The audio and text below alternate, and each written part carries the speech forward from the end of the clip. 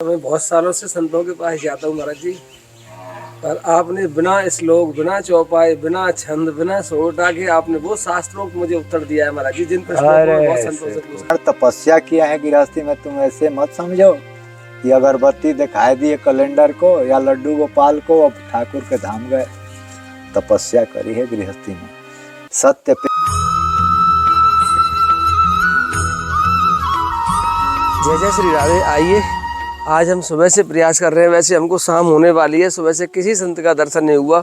बड़ी मुश्किल से हमें श्री जी कृपा से एक संत मिले हैं यहाँ, और ये वैसे देखने में तो आपको कुछ ऐसा लग रहा है कि खाली खंडर जैसा कोई एरिया पड़ा है, लेकिन वो यहीं रहते हैं और बड़े विद्वान संत हैं। आपको देखकर बड़ा आश्चर्य होगा कि एक ऐसी अवस्था में रहने वाले संत और इतने सरल संत निकले। आपको बहुत अच्छा लगेगा देख के। आइए मेरे साथ। महाराज जी किधर रहते हैं? वो सामने। ये तो महाराज जी ऐसा लग रहा है कोई कुछ गौशाला वगैरह हो। ये गौशाला ये? अच्छा अच्छा। महाराज जी इसमें चलना है। राधे श्याम महाराज जी। राधे श्याम महाराज। राधे श्याम महाराज जी। यहाँ आप रह रहे? राधे श्याम महाराज जी। दंडौत। जय हो। जय हो महाराज जी। यहाँ क्या कर रहे हैं आप? गौशाला है, गाय ब्याई है। अच्छा अच्छा महाराज जी, आज हम एक बहुत ज़्यादा परेशान है सुबह से। अरे ये लगा दो इसमें, नहीं यहाँ पे लगा दो। यहाँ में क्यों लगा रहे? नहीं, इससे अब मैं जो बोल रहा हूँ ना, मेरी आवाज़ आ रही है इसमें। अच्छा। आपकी भी आवाज़ आ रही है। हमारे सुबह से घूम रहे हैं और हमने बड़ा सुना था इस एरिया में बहुत संत रहते हैं, संतों की भूमि है। सुबह से महाराज जी एक भी ऐसे महात्मा नहीं मिले जिनसे हम कुछ चर्चा कर सकें। अरे खूब चर्चा महाराज जी कहीं विराजेंगे आपको कहीं? यहाँ संतों की कमी ना है। अच्छा। यहाँ जो मंदिर दिख रहे हैं ना, जी जी। हर मंदिरों पे संत रह रहे हैं। अच्छा। बिना मंदिर के भी संत हैं। राधे श्याम। जैसे बिना मंदिर के भी संत रह रहे हैं पहाड़ों में। अभी आप पीछे जाओगे या ऊपर जाओगे, ऊपर भी एक संत रह रहे हैं। अच्छा। पहाड़ों से पीछे भी बात तो करते ही नहीं है वो। देखो कोई बात करे ना करे, एक पीछे भी भक्तिदास बाबा रहे। अच्छा अच्छा। एक और है गोवर्धन दास जी महाराज, उतरते ही ना अपनी कुटिया से। उतरते ही नहीं वो। जहाँ तक कि कोई जाता है तो बात भी ना करते हैं। अच्छा। हर तरह के संत है। एक लड़की भी है अच्छा। पीछे, वो अपनी कुटिया में भजन करती रहती है। अच्छा। ये तो संतों की भूमि है। बहुत से ऐसे दिव्य संत भी हैं जो पहाड़ के कंदराओं में भजन कर रहे हैं। अच्छा महाराज जी। अभी वो अपने आप निकलते हैं, फिर अपने आप लुप्त हो जाते हैं रात में। ऐसे दर्शन ना मिलेगी उनके। मैंने तो सुना है कि आप मंदिर का पट बंद करने के पश्चात इन पहाड़ों में जाते हैं आप भी। हम तो ये वही भ्रमण कर रहे हैं ऐसे ही। अब आज ही जा रहे थे तो देखे गाय भी आई, आ गए ये गौशाला में। अच्छा। ऐसे ही चलती है। ठाकुर जी की दिव्य लीला भूमि है, तपोभूमि है ये ब्रज की। हाँ महाराज जी। ये ब्रज की तपोभूमि है, साधारण जगह ना है। साधारण जगह थोड़ी है ये, ब्रज धाम है ये। से साधारण मत समझो। और यहाँ के संत भी जो तप कर रहे हैं वो साधारण नहीं है। अरे जो ब्रज में रह रहा है वो साधारण है। हम लोग साधारण हैं क्योंकि हम लोग सबके लिए उपलब्ध हैं, इसलिए साधारण है। अब वो ऐसे दिव्य दिव्य संत रहे जिनसे मिलना, दर्शन करना दुर्लभ है उनके। बहुत से ऐसे दिव्य संत बता तो रहा हूँ। रात को निकलेंगे, ऐसे आएंगे मंदिर में, घूम के चले जाएंगे, दर्शन ना हो। रात्रि में आते हैं मंदिर महाराज जी? आएंगे चले जाएंगे, हमें भी ना पता पड़ती। दिव्य धाम है। जब उनकी इच्छा होगी तभी वो दर्शन देते हैं। हमारे तुम्हारे चाहने से वो मिलेंगे ही ना। ये सिद्धियाँ होती हैं। जैसे सिद्धियाँ मिल जाएंगी ना तपस्या करते करते, कई प्रकार की सिद्धियाँ होती हैं। 8 सिद्धि 9 निधि, तो जिनमें तुम दूर की बातें जान लोगे। तुम सूक्ष्म रूप बना के तुम पहाड़ के अंदर प्रवेश कर जाओगे। योग की सिद्धियां हैं वो सब। मन की गति से जहाँ मर्जी तहाँ चले जाओगे। अभी यहाँ हो, इच्छा करेगी कि हम चले जाएं पहाड़ों में, हिमालय में, वहाँ चले जाओगे। अभी यहाँ आ जाओ पहाड़ों में चले। अरे दिव्य भूमि है ये, साधारण भूमि है। बता तो रहा हूँ, हमारे तुम्हारे सामने वो प्रकट नहीं होंगे क्योंकि हम अभी उस स्तर के ना हैं जब उनके स्तर के हो जाएंगे, क्योंकि वो दिव्य है, तुम्हारे हमारे को देखते ही वो जान जाएंगे कि हमारी स्तर कितनी है, कितनी तपस्या है हमें। सारे दिव्य संत भी हैं, दिव्य भगवान भी हैं, सब कुछ हैं, लेकिन सबके लिए नहीं है। उनको भगवान की लीला भूमि के दर्शन होते हैं, वही दिव्य वृंदावन, वही ब्रज, वही गोपियाँ, वही राधा, वही कृष्ण, उनके दर्शन होते हैं, हमें ना होंगे। हमें क्यों नहीं होते महाराज जी उनके दर्शन? तपस्या ना है हमारे कैसी पास, तपस्या नहीं तप के बल ना है। जो तप को बल होना चाहिए वो ना है। जिस दिन हमारे पास भी हो जाएगी, हमें वो चीज़ें मिल जाएंगी। कौन सा तप है, कैसे किया जाता है वो तप? तपस्या वही है, अपना भजन की जाती है, या सेवा करो या तप करो, जैसे अपने शरीर को तपाओ। अब हम लोग तो भोगी इंसान हैं, खाए पिए रात भर रजाई ओढ़ के सो रहे हैं, कहाँ तपस्या हो रही है। कितने लोग शरीर को सुखा सुखा के तपस्या करते हैं। अब भी ब्रज 84 कोस के कितने संत हैं, 12 महीना परिक्रमा लगा रहे हैं, वही सब तो तपस्या है। अब बताओ, ये ठंड में वो 12 महीना चलते रह रहे, गर्मी में, बरसात में, धीरे धीरे सिद्ध हो जाते हैं वैसे ही संत। फिर वो हमें बताएंगे थोड़ी। अब जिनको अपनी कीर्ति का लोभ है, हमें लोग जाने, हमें रुपया मिले, वो तो अपने खुल के सामने आ जाते हैं, अपने चमत्कार 2-4 दिखाएंगे, लोगों की भीड़ लगेगी, रुपया चढ़ेंगे। अब बहुत से ऐसे संत होते हैं, तुम्हें बताएंगे ना। महाराज जी ठाकुर जी को पाने के लिए फिर यही तपस्या है? फिर तो संसार के लोग ये क्या कर रहे हैं, सब बिना तप के भगवान मिलते नहीं, तपस्या तो करनी पड़ती है। यहाँ तक कि जब ब्रह्मा जी उत्पन्न हुए भगवान नारायण के नाभि कमल से, तो सोचने लगे कि हम कहाँ हैं, कहाँ से आए, कमल ही दिख रहा है। तो जब कमल के डंडी में प्रवेश किए, सैकड़ों साल बीत गए, फिर भी उनको जड़ ना पता पड़ी कि हम कहाँ से उत्पन्न हुए। तब आकाशवाणी हुई, तप करो, तप करो। जब उन्होंने दिव्य तप किया, तब भगवान नारायण ने अपने दिव्य लोक के दर्शन कराए हैं और उनको उपदेश किया, सृष्टि की रचना करो, मनुष्यों की उत्पत्ति करो। तब ब्रह्मा जी ने सृष्टि की रचना की। कहने को मतलब बिना तप के कुछ नहीं होता। यहाँ जो स्वरूप है बद्री नारायण की, तपस्या के मुद्रा में बैठे हुए हैं, दुनिया को संदेश दे रहे हैं नर नारायण के रूप में कि तपस्या करो, बिना तपस्या के कुछ नहीं मिलेगा। यहाँ तक कि राक्षस जो होते थे ना, राक्षस तमोगुणी, मांस मदिरा का आहार करते थे, लेकिन उनके गुरुदेव कौन थे? शुक्राचार्य जी महाराज, तपोनिष्ठ ब्रह्मज्ञानी। तो गुरु जी से पूछते थे, गुरुदेव हम तो साधारण ऐसे हैं, देवता हमें जीत लेते हैं, हम तो भगवान विष्णु से कैसे बदला लेंगे? क्योंकि भगवान विष्णु से हमेशा बैर रखते थे राक्षस, क्योंकि भगवान विष्णु किसी न किसी राक्षस को वध करते ही थे जो अत्याचार करते थे। तो यही कहते थे, तप करो। जब तप करोगे तो जो चीज़ तुम्हें नहीं मिली है वो चीज़ें भी तुम्हें मिल जाएगी। तो वही राक्षस तप करते थे, ब्रह्मा के, शिव के, देवी के। और जब प्रसन्न हो जाते थे तो बोलते थे हमें अमर बना दो, ये कर दो, वो दे दो। वो तो जानते थे कि अगर इसको अमर बना दिया जाए तो ये तो फिर तो जीने ना दो, ना अमर ना बनाएंगे, कुछ वर मांग लो। तो मांगते थे जो इच्छा होती थी, हम ऐसे मरे, वैसे मरे, वैसे मरे। तो कहने को मतलब भगवान शिव को ही देखो, हमेशा समाधि में रहते हैं। समाधि क्या है? तपस्या है।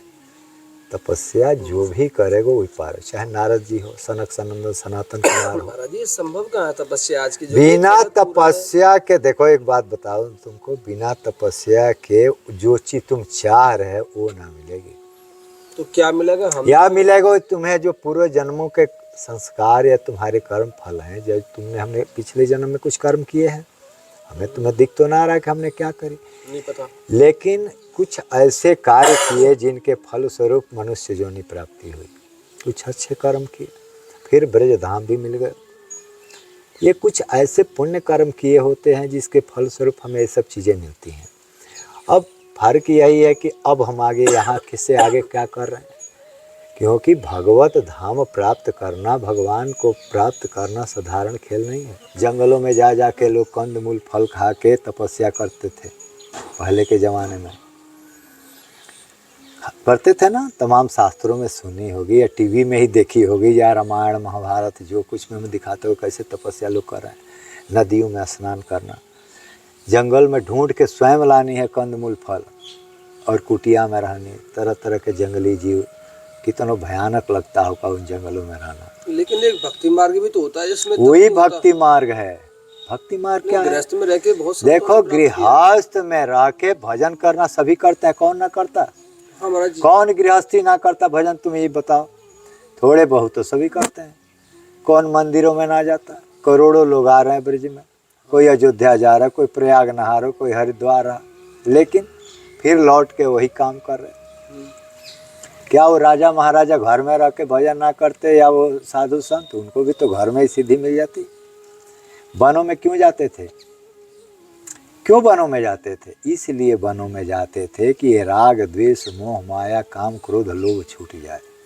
वन में जाके छूट जाता है ये अपने आप छूट जाएगा वन में जब जाके? वन में तुम रहोगे। एक बात बताओ, हम यहाँ जंगल में कुटिया बना के रहेंगे, किससे बैर करेंगे? किससे करेंगे? ना अपनो जगह जमीन है, ना मेरे पास धन दौलत है, ना कोई अपनो है जो लड़ाई झगड़े करनी किसी के लिए। तो ये छूट जाती है जंगल में जाके। और घर में रहोगे ये प्रपंच लगे रहेगा, कितना भी तुम भजन कर लो। वो बिरले लोग होते हैं जो घरों में सिद्धि प्राप्त करते हैं, लाखों में कोई एक, लाखों में कोई एक दिव्य जीव। घर में ठाकुर जी का मिलना असंभव है आपके हिसाब से महाराज? मिलना असंभव ना है, संभव है, लेकिन कोई लाखों में कोई एक बिरले पा सकेगा घर में। कारण कि राग द्वेष छूटेगा ना।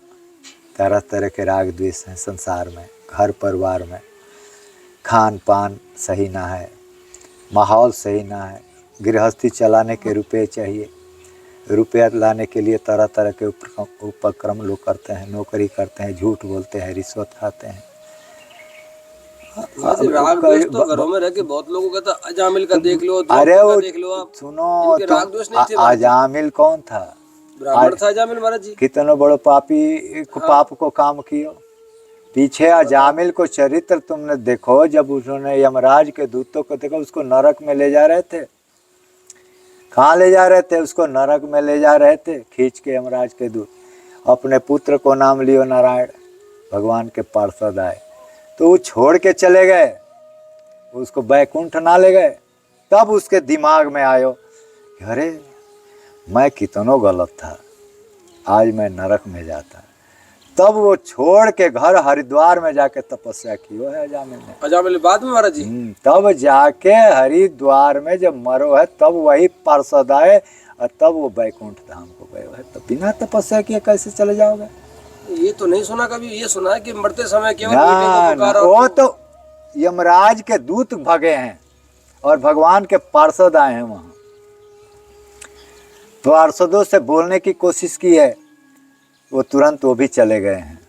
तब या को चेत भयो है कि अरे हमने जीवन में कुछ ना करी, बेश्या के चक्कर में अपना जीवन व्यतीत कर दिया, अपने माँ बाप को छोड़ दिया, पत्नी को छोड़ दिया, रोया है। फिर जाके हरिद्वार जाके तपस्या करी और तपस्या करने के पश्चात तब जाके भगवत प्राप्ति हुई। एक बात जान लो, बिना तपस्या के कछु मिलने वालों ना। जो तुम गृहस्थी भी कोई कह रहे हो ना, बहुत उपमा है गृहस्थी में लोग पाए हैं, ऐसी बात ना है, लेकिन जो पाए हैं वो साधारण जीव ना है। हाँ ये है महाराज जी। और ना साधारण तपस्या किया है गृहस्थी में। तुम ऐसे मत समझो कि अगरबत्ती दिखाई दिए कैलेंडर को या लड्डू गोपाल को, अब ठाकुर के धाम गए।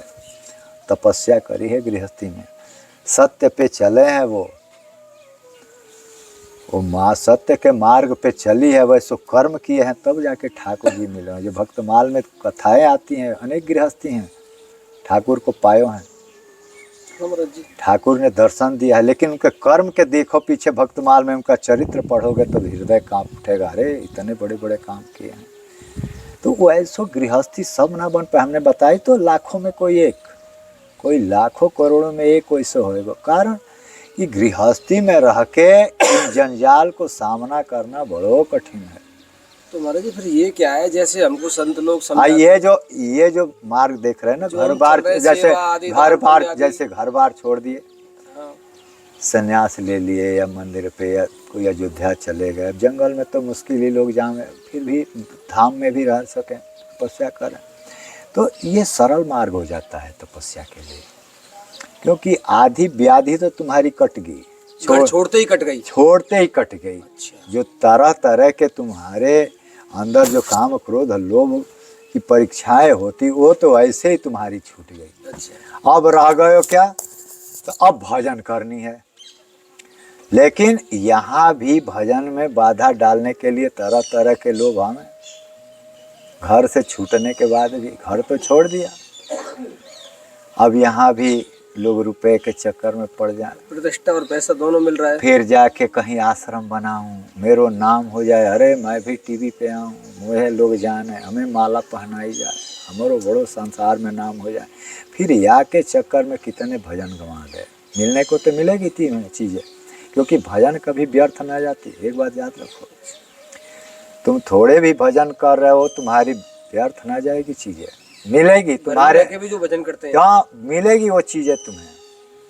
साधारण चीज़ ना है। जैसे स्कूल में एक बालक परीक्षा देता है ना, परीक्षा तो देता है, अब 100 नंबर के प्रश्न पूछे गए, मान लो उसने 2 ही नंबर के प्रश्न किए, हल किए, तो 2 नंबर तो मिलेंगे ही मिलेंगे, मास्टर तो 2 नंबर देगा ही देगा। लेकिन अब वो फर्स्ट क्लास से पास थोड़ी होगा, वो तो फेल हो जाएगा, 2 नंबर तो मिलेंगे ही मिलेंगे। वैसे ही भजन है, हमने थोड़े भी किए, थोड़े भी तीर्थों में दर्शन किए, थोड़े भगवान नाम लिए, उसका फल तुमको मिलेगी। लेकिन उसके फल स्वरूप ये आशा मत करो कि भगवत धाम की प्राप्ति हो जाएगी, उसके लिए तो तुम्हें फर्स्ट क्लास से उत्तीर्ण होनी पड़ेगी। भगवत धाम नहीं मिलेगा उसके रिया से गृहस्थ में कर रहे हैं हम, आसानी से न कह तो रहा हूँ, कोई लाखों करोड़ों में एक। लोग साधारण में गृहस्थी में कह देते हैं गोपियों की, गोपियों ने भजन करी, अरे ठाकुर जी को पावे। वो गोपियाँ साधारण है, साधारण नहीं थी, वेद की ऋचाएं थी। पहले तो वो तो पिछले जन्मों की जो ऋचाएं थी या ऋषि मुनि थे वो अलग बात है। इनकी तपस्या तो देखो, घर बार छोड़ने के लिए एकदम तत्पर रहती थी, अपने माता पिता पति पुत्र तुरंत छोड़ के भग जाती थी कृष्ण के पीछे। कौन भग रहा हो, कौन भगेगा। आती है यज्ञ पत्नियां, जो ब्राह्मणों की पत्नियां थी मथुरा की चौबे की, रोकने का प्रयास किए, अरे कहाँ जा रही है तू सब जाके, अब फिर घर में हम तुमको ना घुसने देंगे। बोले मत घुसने दो, हम ना लौटेंगे। कौन है हिम्मती आज के डेट में जो घर के लोग कहे स्त्री रुक जाएगी। तो कुछ दिखानो पड़े ऐसो कर्म। प्रहलाद जी, जिनके पिता त्रिलोकी के राजा थे हिरण्यकश्यप, देवता थर थर कांपते थे। वो हिरण्यकश्यप अपने पुत्र से कह रहा है तू क्यों विष्णु को नाम ले रहा है, हमारा नाम ले, हम तो राजा हैं। अपने पिता को उपदेश रहा है बालक, उपदेश कर रहा है, अरे पिताजी वो तो सबके पिता हैं, उनके भजन करो, इसको मार दो। नहीं डर रहे हैं प्रहलाद जी। जब ऐसो निर्णय जो ले, ऐसो भजन करे, तब तो कहीं भगवत। ये तो मुश्किल है महाराज जी, बहुत इतनी हिम्मत कहाँ से आएगी। एक बात बताओ तो, ये आसान है क्या? आसानी से तो 10 रुपया भी ना मिले भाई। कोई दिन भर मेहनत कर रहा है तब तो कहीं 200-400 रुपया लोग कमा रहा है। आसानी से बताओ जगत में मिल का रहा। फिर भी भजन तो आसानी है, अरे भगवान को नाम लो, भजन करो। अब कितना बढ़िया साधन है, ठाकुर जी तो गारंटी ले रखी है। ठाकुर जी कहते हैं जो मेरे आश्रय हो जाता है, मुझे उसका योगक्षेम स्वयं वहन करता हूँ। खाओ पियो भजन करो। अब वो भी ना होए, अब बताओ ठाकुर क्या करें। सारे काम एक साथ कैसे चलेंगे, मुश्किल है। भजन तो करनी पड़ेगी, बिना भजन के कुछ ना मिले। भगवान श्री कृष्ण गीता में स्वयं कह रहे हैं, बहुत प्रयास करते हैं, निकलने के बाद, घर छोड़ने के बाद बहुत प्रयास करते हैं, लेकिन एक चलता है। उन हजारों लाखों में कोई एक पाता है हमें। कहो कैसे? मतलब कितने लोग घर छोड़ के ब्रिज में आ गए, या मान लो बाबा जी बन गए, मंदिरों पर रह रहे, आश्रमों में रह रहे हैं, सबको भगवत प्राप्ति नहीं होती। उन हजारों लाखों में कोई एक भगवान को पा पाता है। कारण कि कितने तो बस या देख रहे हैं वहाँ भंडारा चल रहा हो, वहाँ भंडारा है रो, वहाँ 100 रुपया दक्षिणा मिलेंगे, वहाँ वो भगे जा रहे हैं।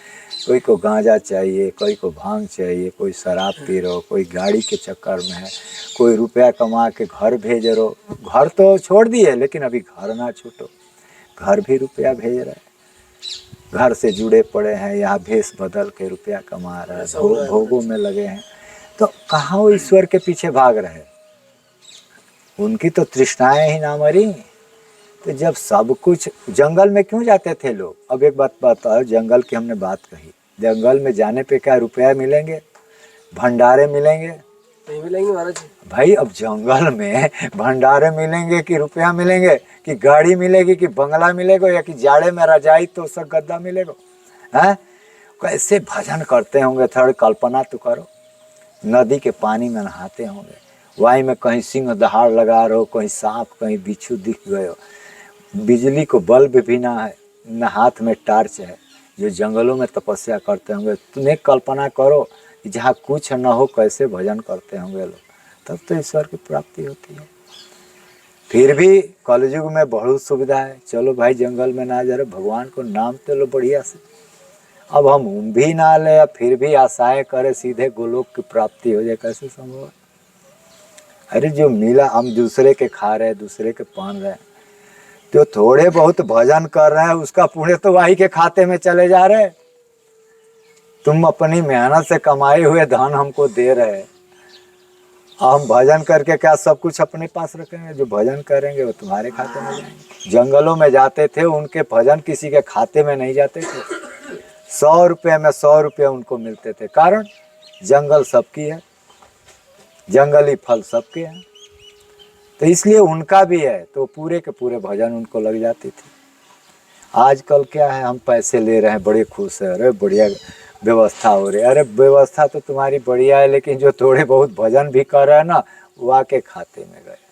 जिन्होंने पैसा दी, जिन्होंने भोजन कराया, जिन्होंने कपड़े दिए, जिन्होंने घर बनाया, यह वजह से भजन लगती ना जल्दी किसी को। हाँ, इसके लिए सतत जो भजन करे वो ठीक है। कितना भजन अब भजन करने को मतलब कि जैसे हमने 100 रुपये की भजन करी, तो इतना तो कर लो 100 रुपये की भजन में कि 25 रुपया चले भी गए तो 75 रुपया तो अपने पास बच जाए। इसलिए लोग आज भी देखते हो खूब भजन करते हैं, कम खाते हैं, थोड़े बहुत मिल गए खा लिए, जो कपड़े मिल गए पहन लिए। अब इन भोग तृष्णाओं में लगे रहोगे तो फिर भजन उत्थान ना हो पाती, साधारण सी सिद्धि भी ना मिल पाई, भगवत धाम तो बहुत दूर की चीज है, ना मिल पाती है। यही में उलझ के जीवन चौपट कर लेता है व्यक्ति। यही चीज़ है, इन सब से जो बच गए हो फिर भजन करते रहो, फिर धीरे धीरे धीरे धीरे काम बन जाएगा। भगवत स्मृति हमेशा बनी रहे। तो हमारी भगवत स्मृति कहाँ बनी रहेगी? अगर हम तृष्णाओं में भोगों में लगे रहेंगे तो हर समय तो ध्यान वही चीज़ को रहेगी। हाँ, ध्यान रहता है हमारा। अरे वहाँ आज भंडारा होने, अरे रुपया मिलेगी, वहाँ पर्ची बट रही, वहाँ ये हो रहा, तो हमारा ध्यान कृष्ण में कहाँ है? तो राधा में कहाँ? वही तो छोड़ने पे मिटती है। जब हम छोड़ेंगे उन चीज़ों को धीरे धीरे धीरे धीरे धीरे छोड़ के, यही मन है, या तो संसार में लगा लो या तो भगवान में लगा लो। भगवान में लगा लिए तो पार हो गए, संसार में लगाए तो फंस गए। तो बाबा जी भी बन के वही हाल है, अगर हम भगवान में ना लगाए, चोला बदल के संसार में लगे रहे, फंस गए। ऐसा कहते हैं ना संत लोग तो महाराज जी के ये अनादिकाल से मन हमारा विषयों में ही आसक्त है, तो विषयों का जल्दी चिंतन छूटता कैसे ना। हाँ महाराज जी, छूटता ना, ये इसको छोड़नी पड़ती है बार बार अभ्यास से, बार बार अभ्यास से। जैसे मन जा रहा है, अब छोड़ो, ठीक है जी, अब तो ये गलती हो गई, अब ना करें। अब हम बार बार वही गलती पे गलती करते जाएंगे, फिर कहाँ छूटे? मरते दम तक ना छूटे। जब धीरे धीरे छोड़ देगो तो तुम्हें बहुत से संत ऐसे भी मिले होंगे, कोई फल पे रह रहो। हमारे जी काफी संत मिले, काफी मिले। एक हमारे यहाँ बाबा जी रहते हैं, दूध पे रहते हैं, सिर्फ गाय का दूध पीते हैं, 1 रुपया हाथ से छूते भी ना। कदम खंडी में रहते हैं कई संत ऐसे। मतलब यहाँ हमारे यहाँ भी एक बाबा जी रहे, दूध पे रहते हैं, गाय के, वो भी देसी गैया को दूध लेते हैं, भजन करते हैं, सतत भजन। तो कहने को मतलब जब कुछ त्याग करोगे, क्योंकि मुख्य चीज़ त्याग है, जब तक त्याग ना जीवन में बनेगो ना तब तक कोई आगे बढ़ना बड़ो मुश्किल है। हम त्याग ही ना कर पाते, सबसे बड़ी चीज़ हम त्याग ना कर पाते। त्याग ही सब कुछ है। कह रहे हैं ना कि लोगों ने त्याग करके जंगल में जाना, त्याग ही तो है। घर परिवार छोड़ दिया, राज्य छोड़ दिया, सब कुछ छोड़ दिया, त्याग है।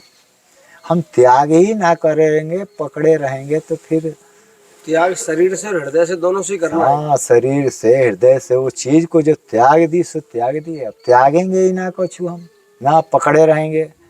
इधर भगवान, तो दो ही चीज एक साथ चल नहीं सकती, दोनों चीजें एक साथ ना चल लीजिए। अभी गृहस्थी की बात कर रहे हैं ना, गृहस्थी में लोग पा जाए, इतना आसान है। साधारण से लोग पोस्ट पा रहे हैं तो उत्तान होकर यूं घूम रहे हैं। विधायक और सांसद तो आजकल के सब बन जा रहे, तो समझ रहे हम ही प्रधानमंत्री हैं। यहाँ खूब आवे अकड़ी यूँ रहे, मंदिर में ढोक भी ना लगाएंगे, बॉडी गार्ड है वो ढोक लगाएंगे। अब बताओ भगवत प्राप्ति कहाँ संभव है? ज़्यादा से ज़्यादा 500 रुपया चढ़ा दिए, पता चला कितने सरकारी कोर्स खाली किए होंगे, 500 रुपया 1000 चढ़ा दिए। भाई माला पहनाइए रे नेताजी आए नेताजी। वो राजाओं के चरित्र देखो पहले के, जो राजा थे साधु संतन के चरणों में जाके ढोक लगाते थे, गुरुदेव हमारो ये काम हो जाओ, हमारो ये काम हो जाओ। भजन भी करते थे, धर्म पे चलते थे, डरते थे कोई साधु हमें साप ना दे दे, गलती ना हो जाए। अंतत्वगत्वा खुद राजा छोड़ के वन में जाके तपस्या करते थे। तब वही बात है, आज तो कलयुग में ऐसे ही देख ही रहे, हर जगह अपराध को बोलबाला है, झूठ कपट बेईमानी चोरी। इनमें भी जो थोड़ों से निकल जाएगा ना तो वाकई काम बन जाएगा। लेकिन हमारे से वही छूटता ना, छूटेगा ही ना तो फिर भगवत प्राप्ति मुश्किल ही समझो। दोनों काम एक साथ हो ही ना सकते। महाराज जी आनंद आ गया। मैं बहुत सालों से संतों के पास जाता हूँ महाराज जी, पर आपने बिना श्लोक, बिना चौपाई, बिना छंद, बिना सोटा के आपने वो शास्त्रों को मुझे उत्तर दिया है महाराज जी, जिन प्रश्नों को मैं बहुत संतों से पूछता हूँ। ऐसी कोई बात नहीं है, हम भी साधारण ही है वैसे, ठाकुर जी की कृपा ये है। तो महाराज जी कृपा हुई है हमारे ऊपर। हमारे सुबह से घूम रहे थे हम संतों को दर्शन करने के लिए, घूमते दिन भर है। सब कुछ संसार में सब कुछ है, ऐसी बात ना है, सब कुछ है। आज भी बाजार में सब कुछ है, तो हाँ तुम जो ले लो, सब कुछ उपलब्ध है। भगवान कृष्ण भी हैं, धन भी है, भोग भी है। अब हम खरीदार किस चीज़ के हैं, बस यही हमारे ऊपर निर्भर है, हम क्या लेना चाह रहे हैं। ब्रज में ऐसे ऐसे संत हैं आज भी दिव्य हैं, लेकिन प्रकट होकर सामने नहीं आते, क्योंकि आजकल नेक सी अगर सिद्धि सामने आ जाए ना, लोगों की भीड़ लग जाएगी, लग जाती है। और लोगों की भीड़ जान रहे हो किस बात के लिए ज़्यादा लग रही है? अरे हमारो काम हो जाए, ये नौकरी लग जाए, हमारो ये ब्याह ना हो रहा है, लड़के ना हो रहे, ये हो जाए, विधायक बन जाए, तो ये बन आई लिए आई में जो थोड़ा बहुत चमत्कार दिखाई दिए, बाकी खूब दुकान चल रही। भगवत प्राप्ति कराने वाले संत बहुत मुश्किल ही मिलेंगे आज के ज़माने में, क्योंकि उसके ग्राहक कम है। भगवान आज तो मुश्किल ही लोगों को चाहिए, भगवान ना चाहिए, भगवान के जो वैभव ऐश्वर्य मिल रहा है ना, वो चाहिए सबको। यही के पीछे हम तो खूब देखे हैं, तो मंदिर में ही रहे, ऐसे ऐसे संत आवे यहाँ, ओह 50-50 पुलिस वाले बॉडीगार्ड हैं। अरे संतों के बॉडीगार्ड को क्या काम, बॉडीगार्ड को क्या काम, संत तो बेचारे भजनानंदी हो, यही तो राजा महाराजाओं के ठाट बाट हो, भाई हमारे बॉडीगार्ड रहे, सैनिक रहे। लेकिन संत देखें ऐसे कलयुग को लीला है। ठीक है महाराज जी, बहुत सुंदर लगा आपसे महाराज जी। प्रणाम महाराज जी। राधे श्याम। राधे श्याम। अरे राधे श्याम, राधे महाराज जी, राधे श्याम। राधे।